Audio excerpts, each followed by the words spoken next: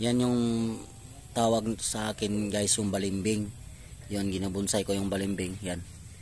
Yan guys, share ko yan sa inyo guys. Tagal-tagal na to guys, mga 5 years na to.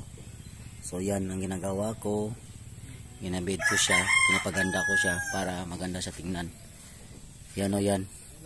Pakita ko yan sa inyo.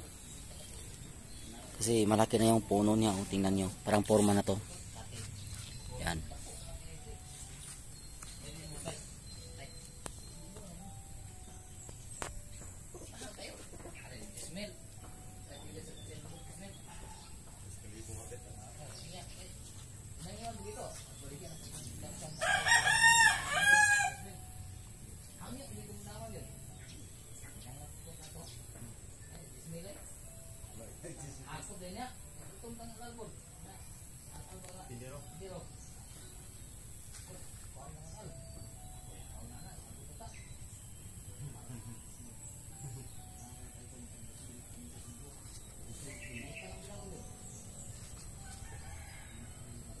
Papo, kaya tumabon siya kung nasa'yo, huwag kang kahalin sa'yo.